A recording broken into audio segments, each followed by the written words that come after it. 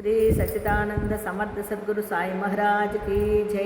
సాయి బిడ్డలందరికీ కూడా సాయినాథుని ఆశీర్వాదాలతో మనము 24వ అధ్యాయంలో ఉన్నామండి. ఈ అధ్యాయంలో నిన్న నీతి గురించి చెప్పుకున్నాము. ఈవేళ సుధాముని కథ గురించి వర్ణించుకుంటున్నాము. పై కథ చెప్పుతున్నప్పుడే హేమంత్ పంత్ గారికి సుధాముని అనే ఒక కథ గుర్తుకొచ్చిందంటండి. ఆ వచ్చినప్పుడు అందులో నీతిని వివరిస్తున్నారండి.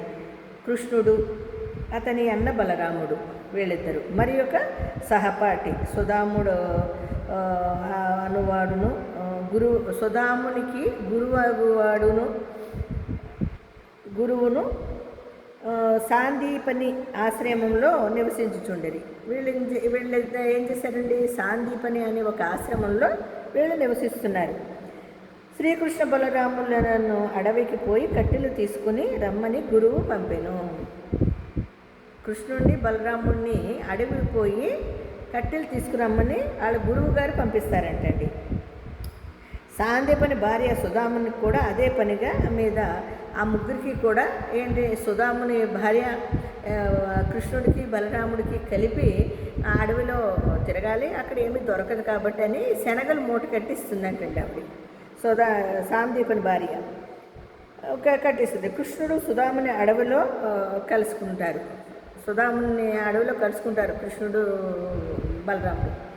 ఆ తర్వాత దాదా నీళ్లు కావాలని అడుగుతారండి. నాకు దాహం వేయుచున్నది అనేను సుధాముడు ఏమని అడుగుతాడండి వాళ్ళని? నాకు దాహం వేస్తుంది అని. మన ఖాళీ కడుపుతో నీళ్ళు తాగకూడదు కాబట్టి కనుక కొంత తడవాగుము, మంచిదండి, కొంచెంసేపు ఆగు, అప్పుడే వద్దులే, కొంచెంసేపు ఆగిన తర్వాత చూద్దాము అంటాడండి. కానీ తన వద్ద శనగలు ఉన్నవని కొంచెము తినమని అనలేదు. చూడండి, ఆయన వద్ద శనగలు ఉన్నాయి, కానీ సుధాముని వద్ద శనగలు ఉంటాయి, కానీ కొంచెం తిందాము లే, ఆ తర్వాత తాగిగానే అనలేదండి.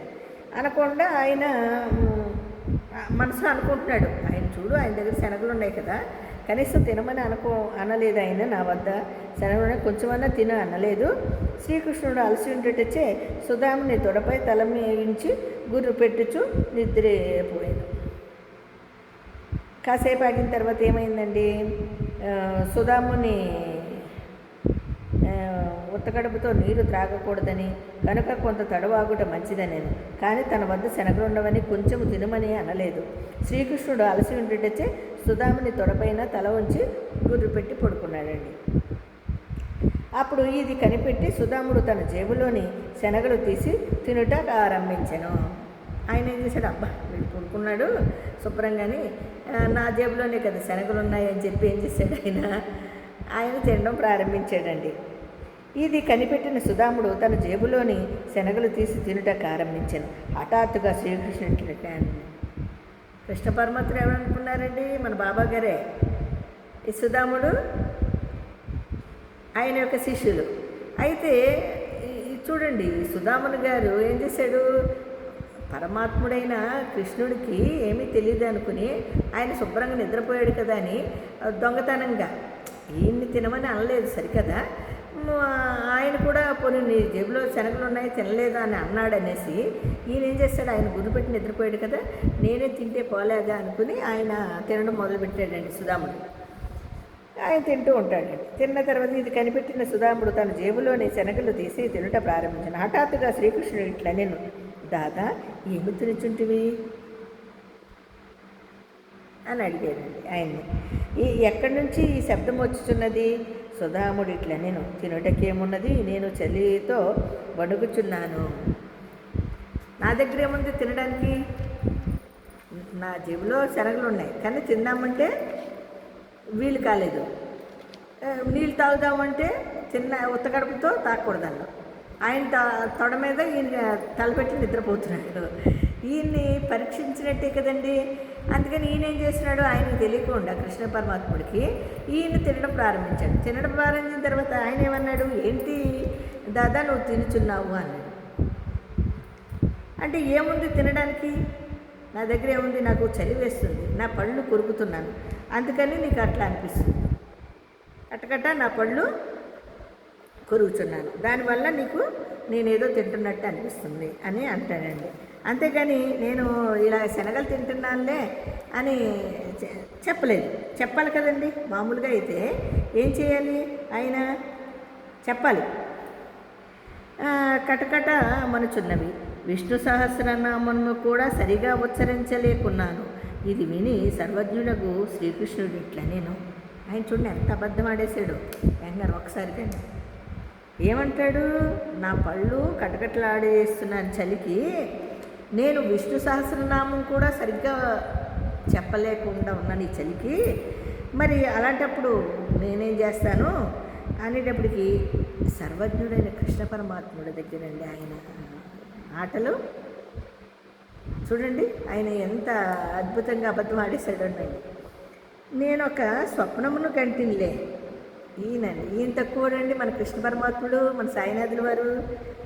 లేదులే, నేను ఒక కలగంటిని, అందులోని ఇంకొకరి వస్తువులను తినుచుండెను. ఏమి తినుచుంటు అని అడుగగా ఏమున్నది తినుటాకి మొన్న అన్నాడు. చూడండి ఎంత గొప్ప విచిత్రం అంటే ఇందులో మనము ఎవరైనా ఇంకొకరు మన పక్కన ఉన్నప్పుడు మనము ఒక వస్తువును కానీ లేకపోతే ఒక తినుబండారాన్ని కానీ కొనుక్కున్నామో పట్టుకెళ్ళినామో అనుకోండి, అవతల వ్యక్తి తింటాడా తినలేదని కాదు, అడగడం మన ధర్మం, కొంచెం తింటారా అని. అదే తెచ్చుకున్నది దాచుకుని తనొక్కడే తింటున్నావా అంటే నేనేమీ తినట్లేదు అంటాను చూడండి, అది ఎంత మహాపాపం అండి. ఆ విధంగా ఆయన అలాగా అబద్ధం ఆడతాడండి. అబద్ధమాడి ఏమున్నది తినడానికి అని అంటే మళ్ళీ ఈయనే జవాబు చెబుతున్నాడు, ఈయనే ప్రశ్నించాడు.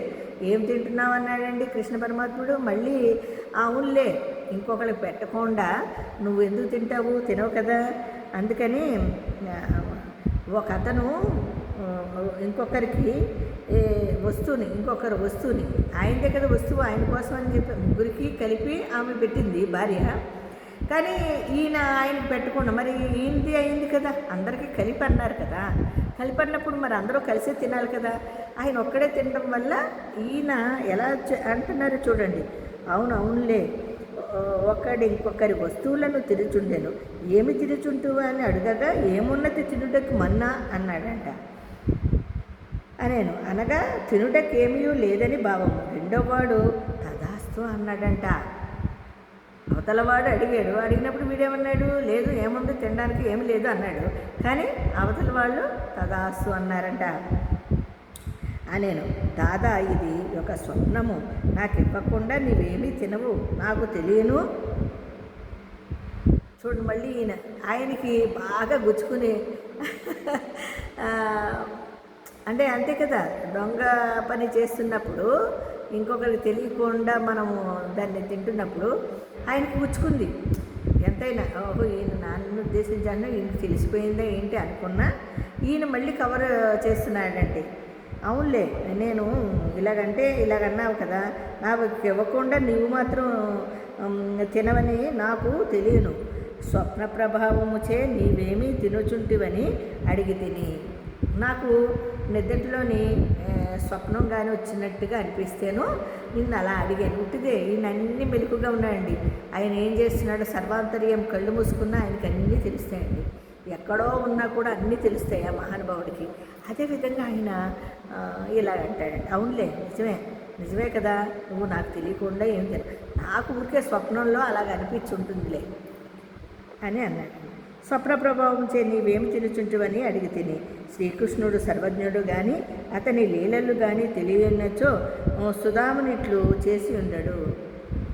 మహానుభావుడు కృష్ణ పరమాత్ముడికి చేసిన తెలియనిది ఏముందండి, సర్వాంతర్యామి మన సద్గురు సాయినాథుల వారికి. అందుకని ఆయన ఈయన్ని తెలుసుకోగలిగితే అలా చేసి ఉండాడు. కానీ ఈయన గురించి తెలియదు కదా, సర్వజ్ఞుడైన బాబా గురించి కృష్ణుడి గురించి తెలియక ఆయన అలా అబద్ధపాడేశాడు. అయితే కాబట్టి అతడు చేసిన దానిని తానే అనుభవించవలసి వచ్చెను. అతని లీలలు కానీ తెలియనిచో సుధాముడు ఇట్లు చేసి ఉండడు. కాబట్టి అతడు చేసిన దాన్ని తానే అనుభవించవలసి వచ్చెను. శ్రీకృష్ణుని ప్రియ స్నేహితుడైనప్పటికీ అతని ఉత్తరకాలమంతయు గర్భదారిద్ర్యమునే బాధపడవలసి వచ్చెను. చూడండి ఇక్కడ ఏంటంటే ప్రాణం పోయిన అబద్ధం ఆడకూడదండి. మనం చేసింది, మనం తిన్నది, మనం నివసిస్తున్న విధానాన్ని చెప్పుకోవడంలో తప్పులేదండి. అంతేగాని దాన్ని దాపెట్టి లేనిపోనివి చెప్పుకుంటాను చూడండి, మళ్ళీ ఆ కర్మనంతా మనమే అనుభవించాలండి. ఇతరుల యొక్క సొమ్మును కానీ, ఒక తినే వస్తువును కానీ, ఇంకొక దాన్ని కూడా మనము అపహరించకూడదు. అంటే ఇందులో నీతి ఏంటంటే, మనము చేసే పని చక్కగా భగవంతుడు కూడా మెచ్చాలి. ఆయనకి తెలియదంటూ ఏమి ఉండదు. ఆయన ఇప్పుడు మనల్ని చూస్తూ ఉంటారండి, మనల్ని పరీక్షిస్తూ ఉంటారు. భగవంతు నామస్మరణతో ఎవరైతే ఉంటారో వాళ్ళందరినీ భగవంతుడు కాపాడుతూ ఉంటాడు, చూస్తూ ఉంటాడు. ఆయన చూడట్లేదు కదా, ఆయన వినట్లేదు కదా, ఆయన నా ముందు లేడు కదా అని మనము ఇప్పుడో మాట అప్పుడో మాట కూడా మాట్లాడుతూ ఉంటాము. ఇవన్నీ కూడా మనము కర్మల్ని అనుభవించుకోవడానికే కానీ ఏమీ కాదు. ఇలాంటి కర్మల్ని తెచ్చుకునే కన్నా మనము ఉన్నది ఉన్నట్టుగా మన జీవితాన్ని చక్కటి మార్గంలో, మంచి మార్గంలో, మంచి ఆలోచనతో, మంచి బుద్ధితో ప్రవర్తిస్తే భగవంతుని ఆశీర్వాదాలు ఎప్పుడు నిండుగా మనకు ఉంటాయండి. ఇది ప్రతి ఒక్క సాయి బిడ్డ గమనించాలండి. చూడండి కృష్ణ పరమాత్ముడు ఇచ్చిన శాపానికి తదాస్తు అన్నాడు కదా.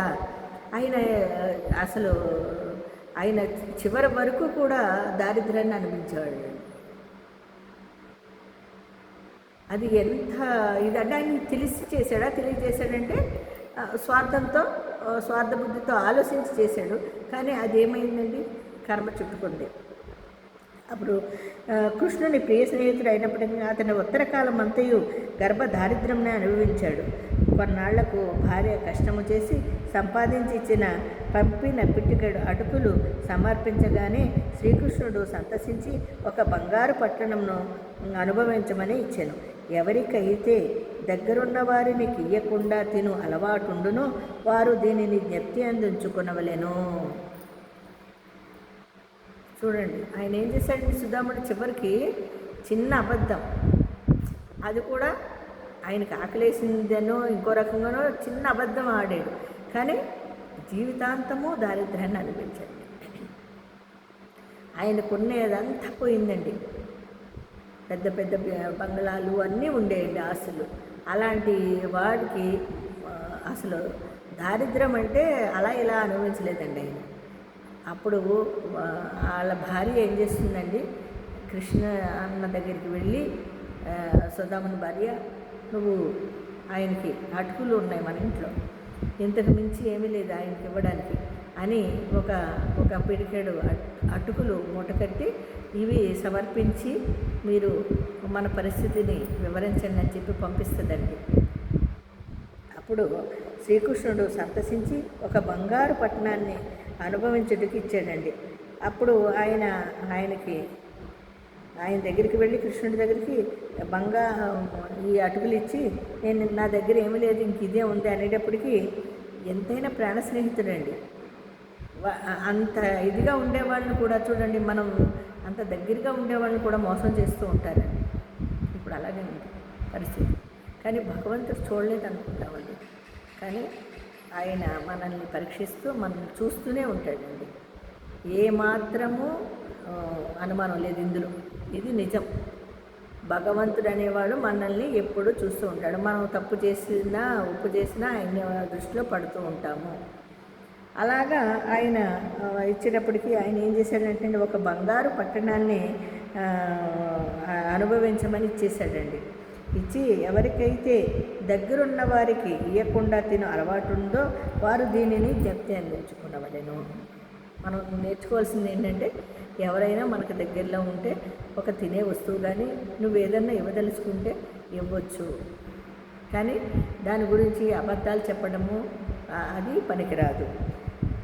శృతి కూడా దీనినే నొక్కి చెప్పుచున్నది. మొదట భగవంతునికి అర్పించి భుక్తశ్లేషమునే మనము అనుభవించవలెను. బాబా కూడా దీనిని హాస్యరూపముగా యుక్తితో బోధించెను.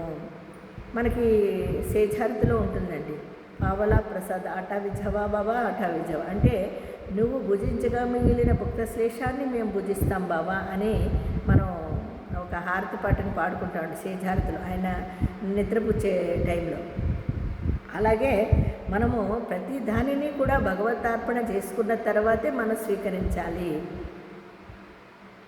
ఆయన స్వీకరించిన తర్వాతే మనము ఆ ముక్తశేషాన్ని భుజించడానికి ప్రయత్నించాలి. అప్పుడే మనకి అందులోని ఆనందము, సంతోషము, మనకి సౌఖ్యము అన్నీ కలుగుతాయండి. ఆ ఆనందమే వేరండి.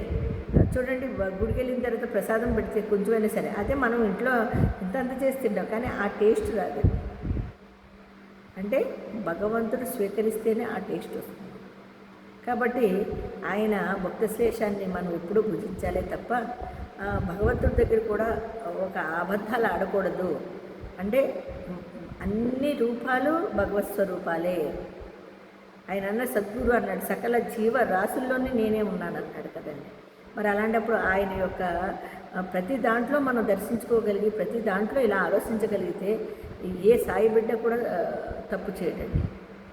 ఆయన మార్గంలో పయనిస్తే మనకి ఎనలేని ఆనందము, సంతోషం కూడా కలుగుతాయి. ఈ విధంగా ఆయన మనకి చెప్పడం జరిగిందండి. మరి రేపొద్దున్న అన్నా చెంచనీకరు మాయేసిబాయి కథ కూడా మనం చెప్పుకుందామండి రేపు 24వ అధ్యాయంలో. ఇప్పుడు మరి సుధాముని కథ గురించి విన్నాం కదండి. ఎంత గొప్ప నీతి ఉందండి అందులోని. రేపొద్దున మళ్ళీ కలుసుకుని 24వ అధ్యాయాన్ని చెప్పుకుందామండి. అంతవరకు సాయిరామ్ అండి.